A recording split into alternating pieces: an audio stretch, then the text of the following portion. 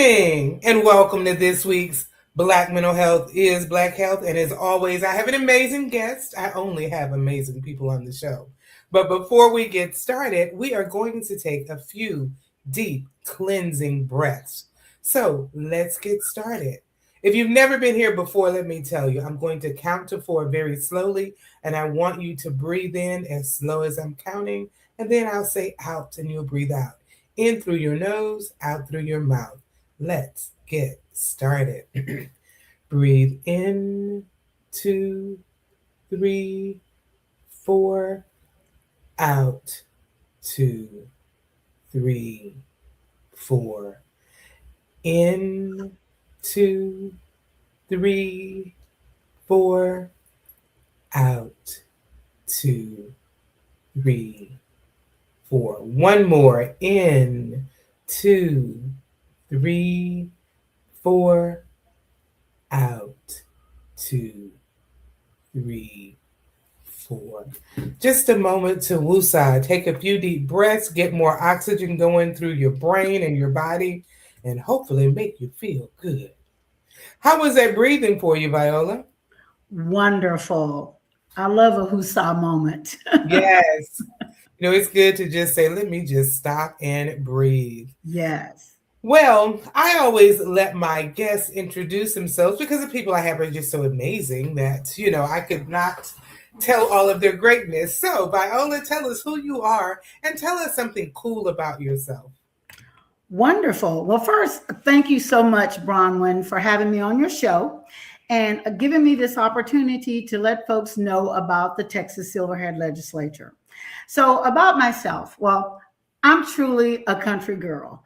I come from Victoria, Texas, and I'm a proud graduate of the Texas's first state-supported HBCU. So let me give a shout out to PV A&M All University. right, all right.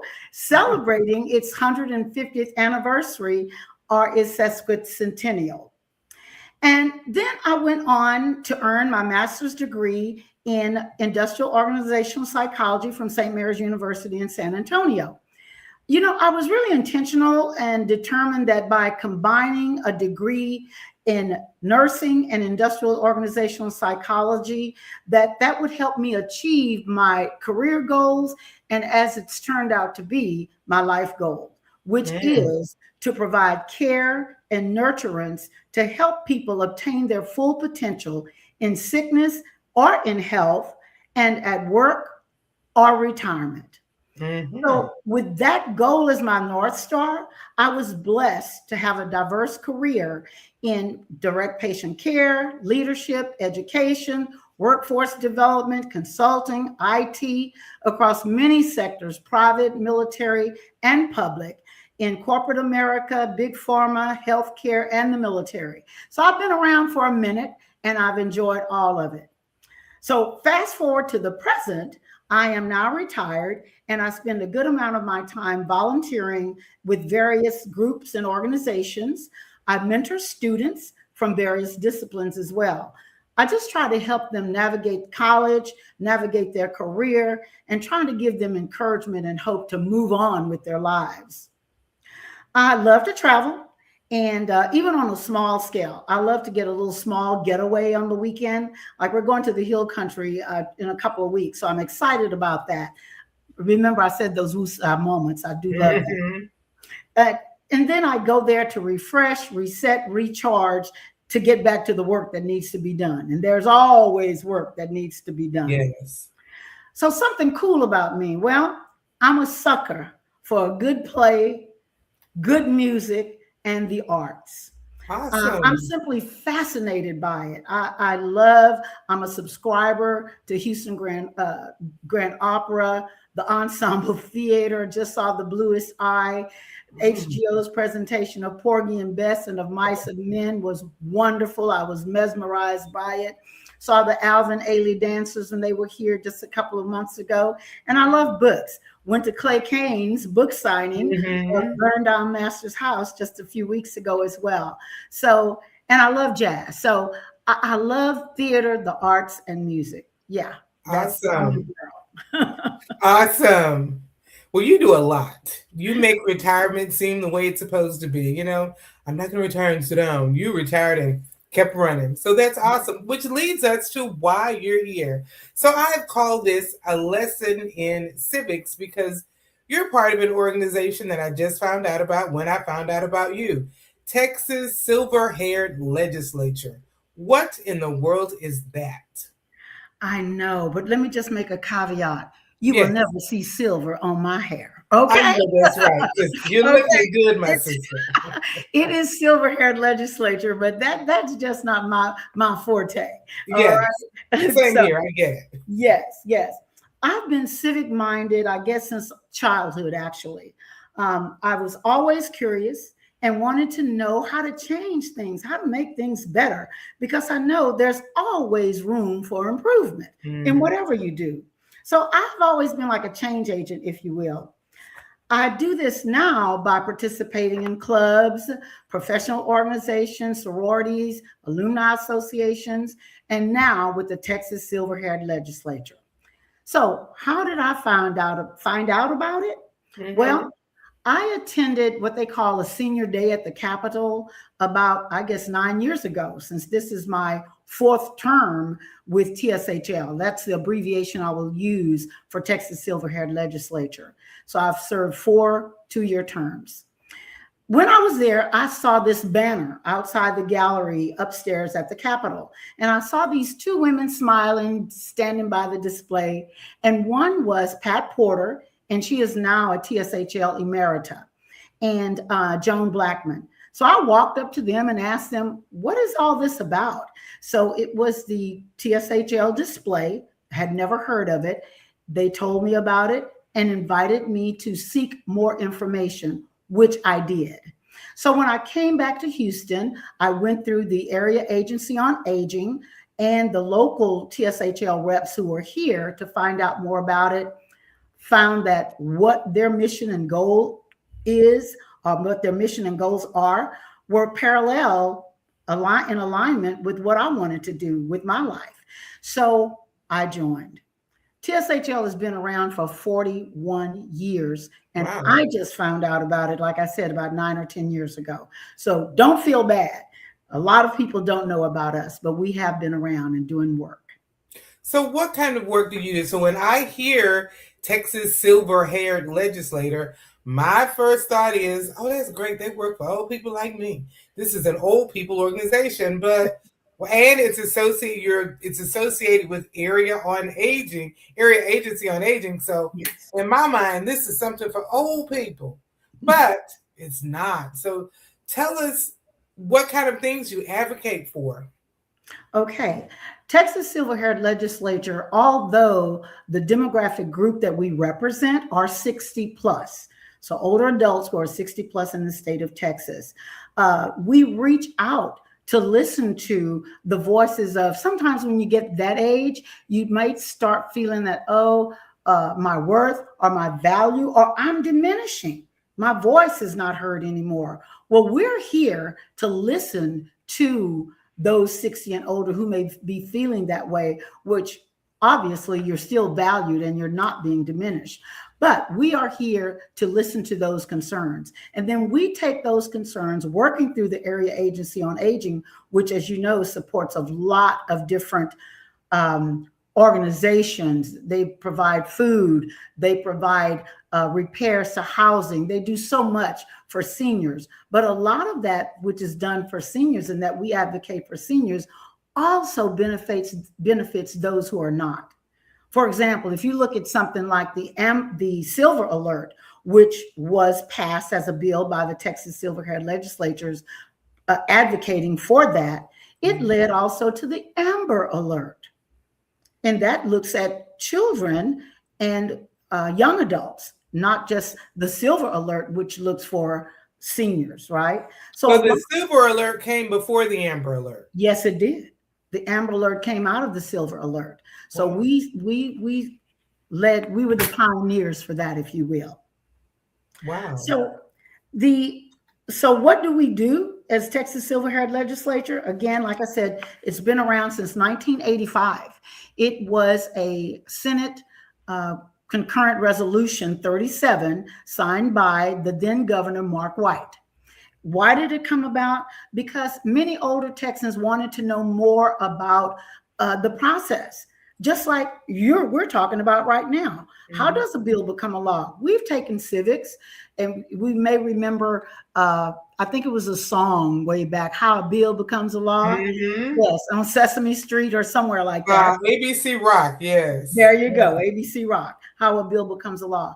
So there were citizens who wanted to know how that happened, and they wanted to know more about policy development and how we could participate in developing policy and or turning laws or turning resolutions or into bills. So we wanted to know how to get that done. And so this was proposed, as you mentioned, proposals to that legislators at the time, and Governor Mark White signed it into law in 1985. And we've been around ever since. So what is your process? So it's been around for 40 years. And like we said, a lot of people, I'm sure listening, have never heard of Texas Silver Haired Legislature. We found out it's not just for seniors, that's your key demographic, but the laws reach so many other people. So how do you go from an idea to presenting it to maybe it possibly becoming a law? What does that process look like? Walk us through it. Okay, I will. And let me say this first, and to Mhm. distinguish between Texas Silver Haired legislatures, we are advocates. We are not lobbyists. Mhm. We are not part of the quote unquote bill making body. That is Mhm. in your elected Texas state legislators that you vote for. So please vote. We are vetted and certified through the Area Agency on Aging. So I am one of 6 Texas Silver Haired legislators representing Harris County within this district, which is District 28.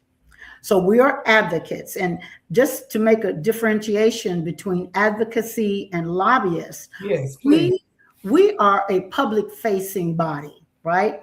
We go out and meet with seniors, and I'll say seniors, although the term preferred term is older adults. Okay. Uh, that is the preferred term. You know, an Older Adults Act was passed as well.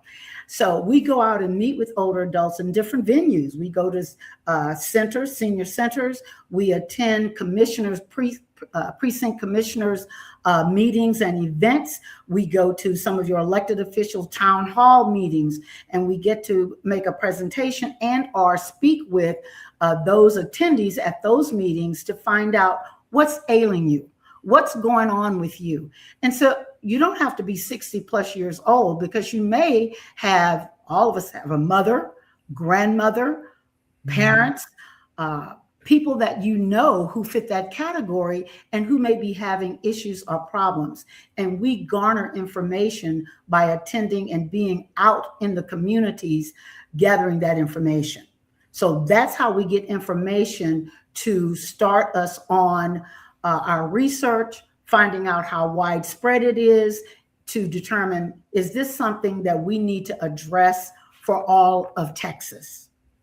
So That's how. you're meeting with people, like you're in District 28. So Yeah, once all of the people meet with their 28 districts, you come together. we do. We do. There are 72 TSHL legislatures at this time, but the state is allocated for 123. So if there's anybody out there who's interested in becoming a TSHL member, please let me know, okay? Because we are allocated 123, so we're a little short. So how we get the work done? Yes. Now, lobbyists, let me make this point again. I'm sorry. Lobbyists, then, they look at specific bills. They have an interest, and they are typically representing a party, particular bill, and they're working with the legislators themselves, and sometimes they're paid, as you know. TSHL, all of our work is voluntary. So we are 72 volunteers doing this work throughout the state for those who are 60 and older. Yes, to make that clear.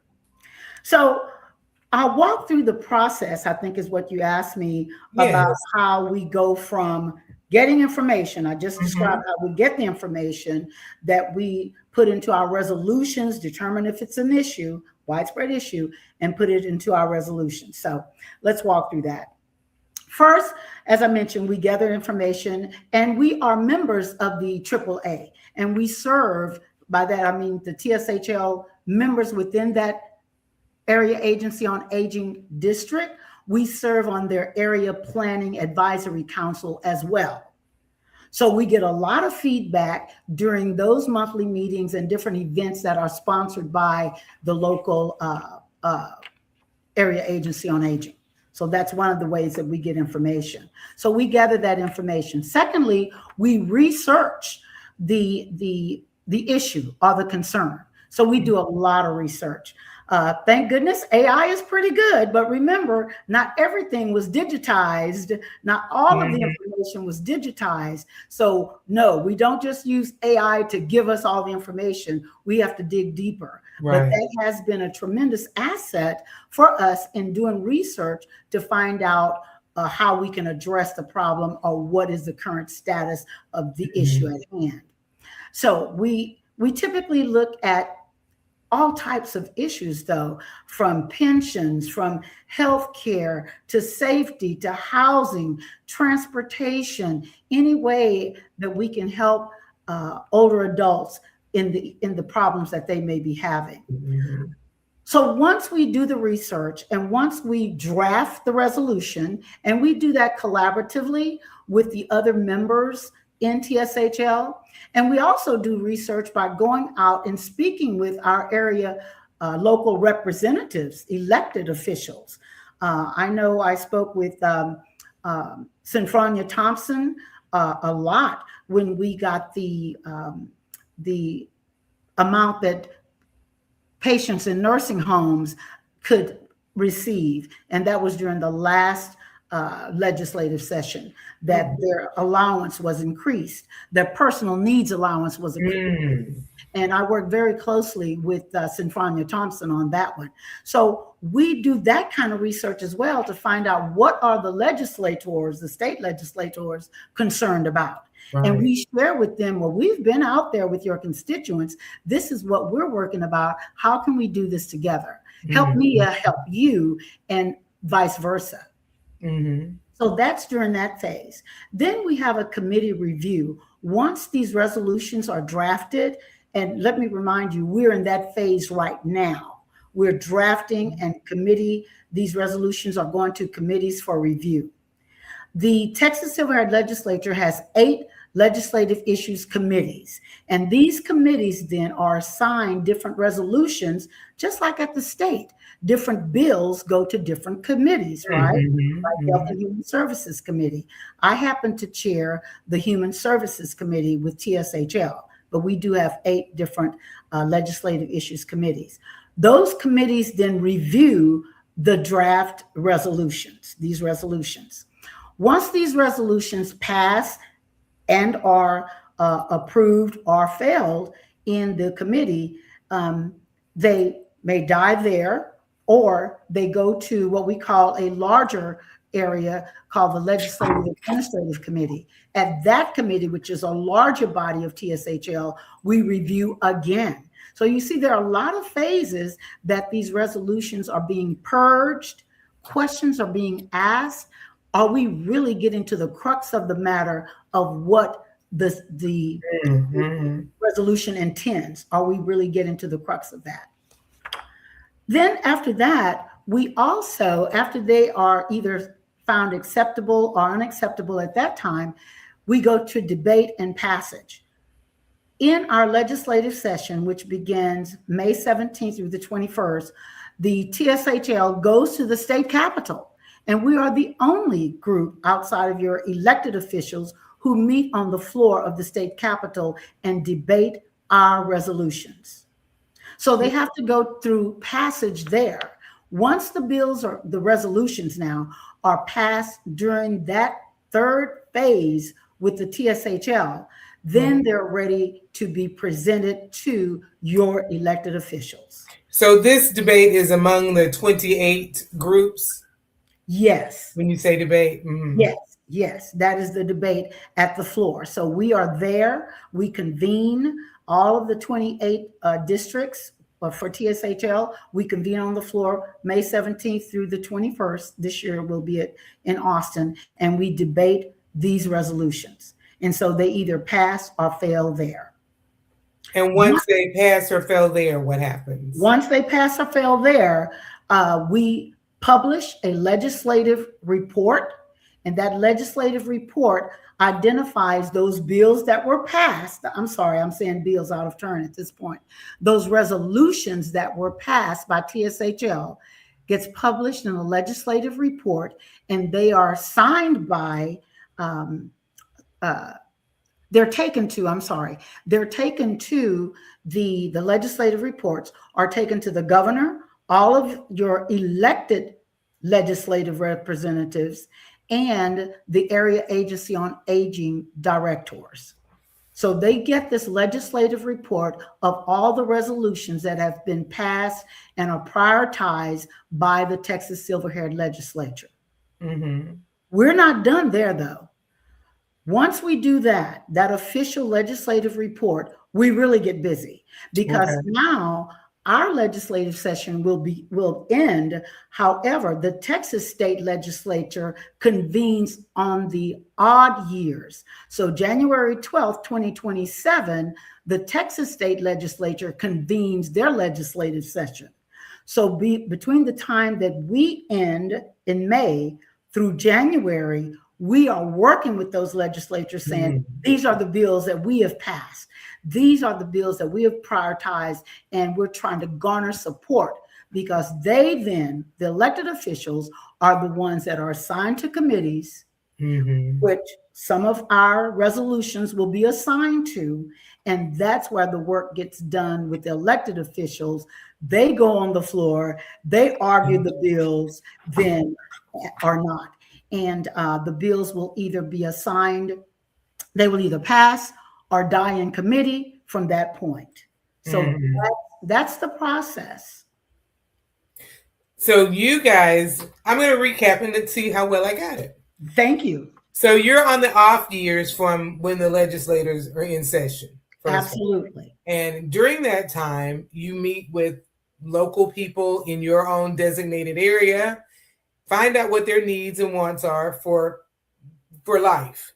Absolutely. And then all of the 70 plus that are in this state come together, and you're allowed to meet on the floor of the House because it's an off year and you're the only group who can do that. And that's where you debate your issues. Yes. You debate those issues, then you present it to, you take all that time. You stop in May, you have from May to January when they come back for their session. You're basically advocating during that time. Absolutely. So that you can put forth ideas what you feel are necessary that they would have for bills. Yes. Yes. Sounds like it's a lot of work. Well, it is a lot of work. And that's why we need more legislators to join us if anybody is interested.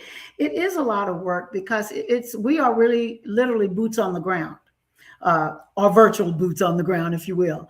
But we are out there, beating the bushes to try and get support from the elected officials to take our resolutions into session and turn them into bills. As a matter of fact, with the last session, our 20th session, we presented 66 bills passed through TSHL.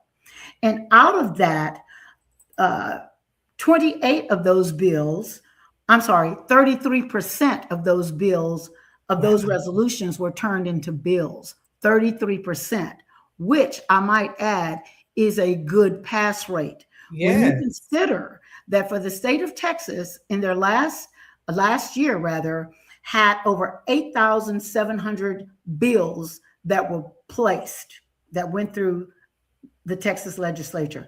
That was the highest number that has been presented through the Texas legislature. However, they had their lowest pass rate in years. They only had a 14.9% overall pass rates of all those bills that were presented at the Texas legislature. So, Wow. yeah, we're going to give ourselves a little pat You on the back should. You because should. our bills were incorporated and had a 33% pass rate.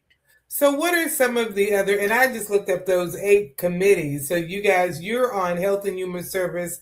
There's Criminal Justice, Health and Human Resources, Human Yes. Services, Pension Investments, Insurance and Financial Services, Yes. Retirement and Aging, Rural/Urban, State Affairs, and Utilities and Natural Resources. So, you guys do cover everything. We do. We are a mock assembly of the Texas State Legislature, and by that I mean Mhm. we're aligned closely with how they are set up.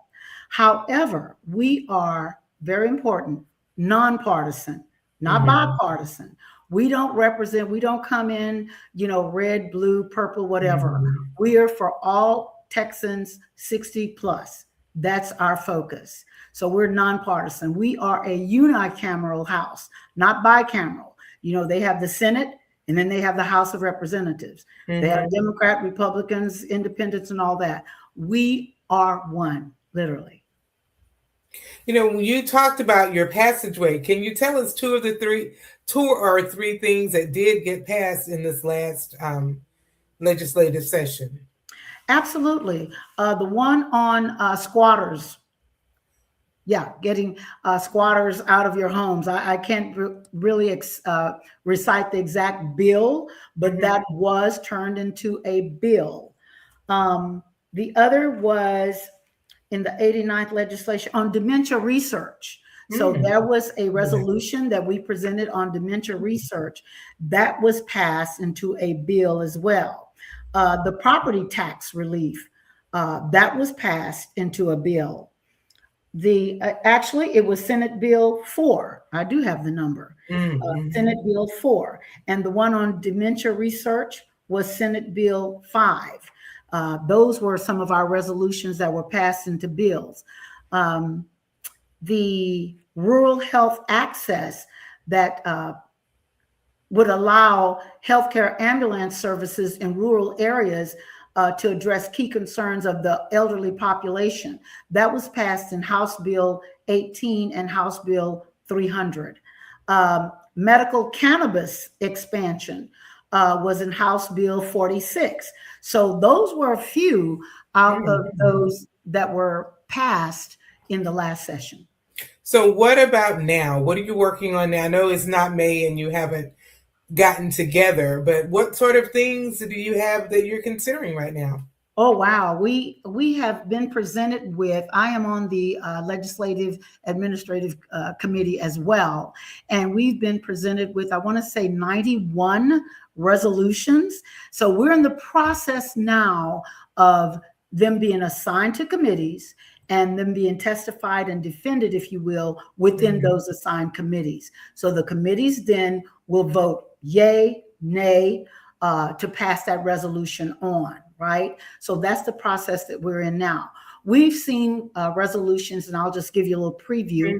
Mhm. For example, resolution on when a child is no longer with the parent, and maybe now the grandparent is taking care of the child, that the benefits that the child would get, child support, say, goes with the Mhm. child, not with the parent. So if the Mhm. grandparent is taking care of the child, the benefits that the child gets should be given to the grandparent as custodial person for that child. So that's one of them. We're looking at noise that's produced by these data centers that Mhm. Texas is being flooded with right now, as you Yes. know, particularly in West Texas and Permian Basin over in that area. So Mhm. and it's not only a problem for older adults, but it's a problem for anybody living within a certain Anybody who's radius there, of that yes. area. So that would benefit anybody. Mhm. One that's near and dear to my heart is for advanced practice nurses to receive full practice authority in the state of Texas. 38 states already have that, and Texas is lagging behind. That we could get nurse practitioners to Mm. get full practice authority where they don't have to pay an oversight fee to physicians to monitor their work. Mm-hmm.